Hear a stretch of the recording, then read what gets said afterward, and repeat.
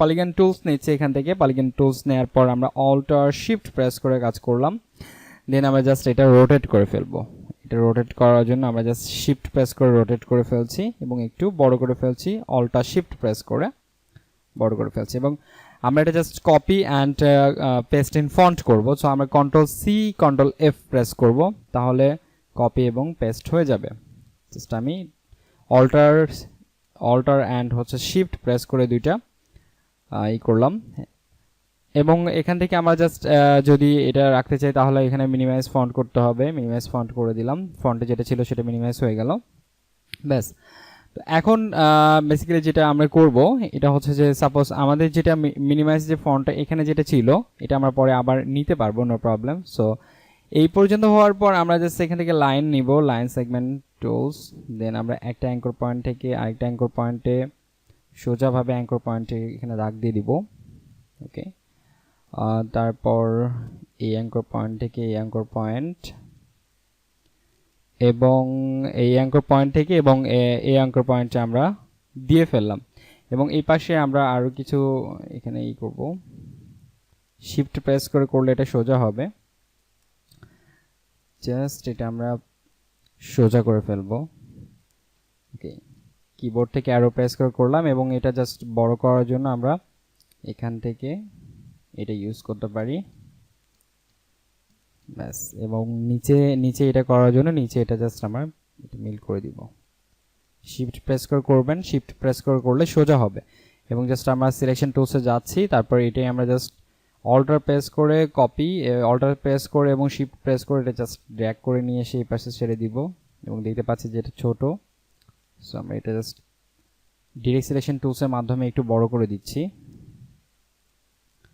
Direct selection টুলসের মাধ্যমে বড় করে দিচ্ছি। ব্যাস, এখন আমাদের কাজ হচ্ছে সবগুলোকে সিলেক্ট করা। সবগুলোকে সিলেক্ট করার পর আমরা যদি এখান থেকে ডিভাইড করে ফেলি, ডিভাইড এবং রাইট বাটনে ক্লিক আনগ্রুপ করার পর আমরা সবগুলোকে সাপোজ এখানে মাঝখানে অনেক অবজেক্ট দেখতে পাচ্ছি, এগুলো মাঝখানের অবজেক্টগুলো আমরা কেটে ফেলবো। আর কোনো অবজেক্ট নেই, আছে এটা। ব্যাস, এবার আমরা প্রত্যেকটাতে আলাদা আলাদা করে কালার দিয়ে ফেলবো। তো প্রত্যেকটাতে আলাদা আলাদা কালার দেওয়ার জন্য আমি এখান থেকে কালার চুজ করছি। আমরা এই কালারটি চুজ করছি এবং এখানে যে কালারটি রয়েছে লাইক আমার এটা দেখতে পাচ্ছেন যে আমার এটা কাজ হয়নি, তো তার মানে এটা এই ছিল, ছোট ছিল। জাস্ট এটা আমি ড্র্যাগ করে বড় করছি এবং তারপর আমরা দুটো আবার সিলেক্ট করে জাস্ট ডিভাইড করে ফেলছি। এবার ডিভাইড হবে, আনগ্রুপ ডিভাইড।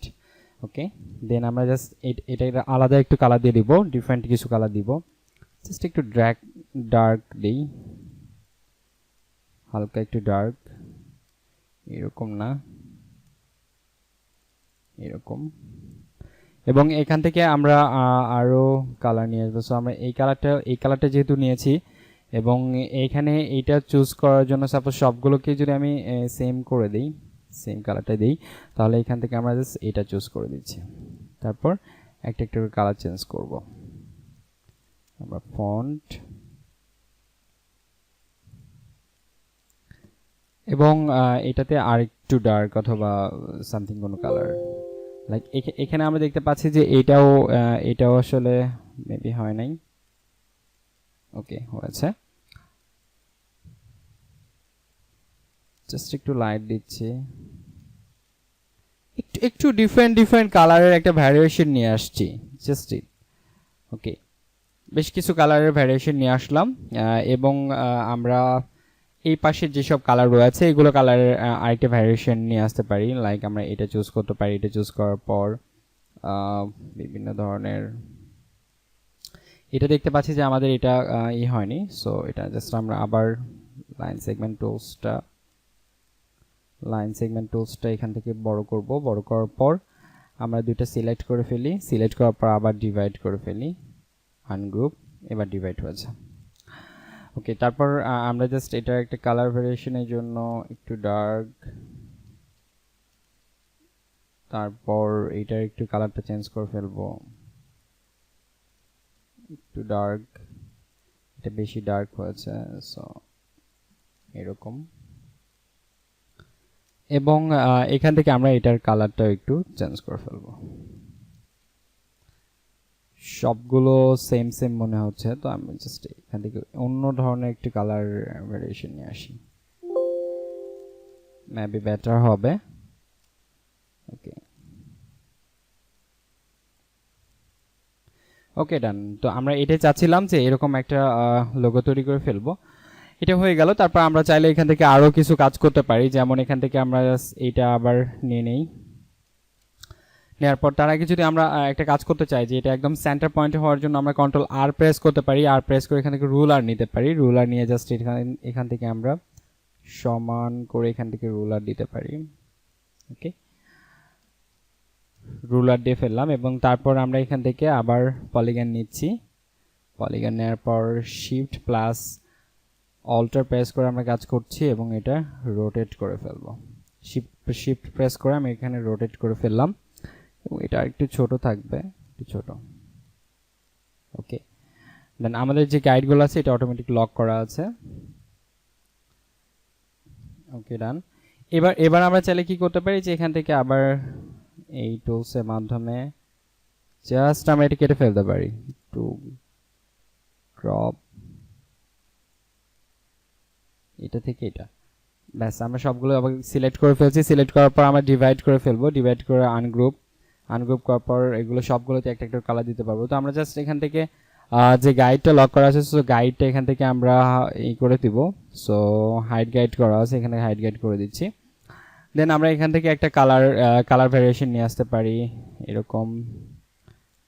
এইটা লাইক এটা আমরা এটা দিচ্ছি, আর এইরকম, এবং এই পাশে আমরা এই সব কালার দিতে পারি। তারপর ওকে, তো এইরকম করে আমরা একটা লোগো তৈরি করে ফেলতে পারি। তারপর আমরা চাইলে কি করতে পারি যে এখানে আরো কিছু আমরা কালার ভেরিয়েশন নিয়ে আসতে পারি, যেমন লাইক জাস্ট আমরা যদি এখান থেকে এখানে একটা অবজেক্ট নেই, লাইক এখান থেকে আমরা এখানে একটা অবজেক্ট নিচ্ছি এবং এখানে একটা অবজেক্ট নিচ্ছি। এই অবজেক্টটা আমরা টোটালি নিচে দিয়ে দিব, একদম অ্যারেঞ্জ থেকে সেন্ড টু ব্যাকে দিয়ে দিচ্ছি। এটা সেন্ড টু ব্যাকে দেওয়ার পর এটা আমরা একটা আদার্স কোনো একটা কালার দিয়ে দিব, লাইক আমরা এরকম একটা কালার দিয়ে দিচ্ছি এবং এখান থেকে আমরা অপাসিটিটা কমিয়ে নিচ্ছি। আর একটু অপাসিটি কমিয়ে দিতে পারি আমরা। ওকে ডান। এবার আমরা চাইলে এই সেম জিনিসটাই আমরা এখানেও দিতে পারি। সো সেম জিনিসটা এখানে দেওয়ার জন্য আমরা রোটেটটা ইউজ করতে পারি, অথবা আমরা সেম ভাবে এখান থেকে চাইলেই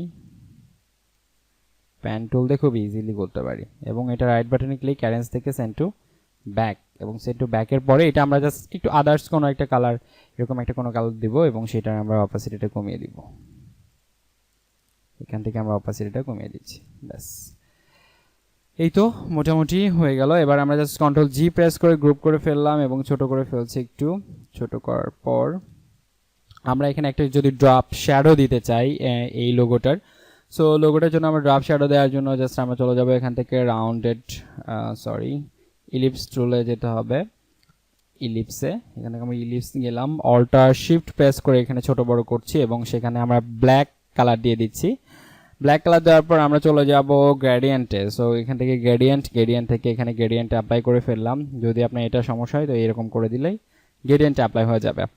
এবং তারপর আমরা চাইলে এটা জাস্ট একটু ছোট করে দিই, জাস্ট একটু আমরা ছোট করে ফেলি। ওকে, দেন এটার আমরা গৌসিয়ান ব্লার থেকে এখানে আরেকটু রিয়েলিস্টিক করতে পারি। ব্লার থেকে গৌসিয়ান ব্লার, এবং আমরা এটা ব্লার দিতে পারি এবং এখান থেকে আমরা অপাসিটিটা আরেকটু কমিয়ে নিতে পারি। বাস রাইট বাটনে ক্লিক, অ্যারেঞ্জ থেকে সেন্ড টু ব্যাক।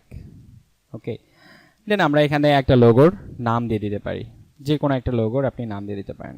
লরিম ইপসামটা রাখছি।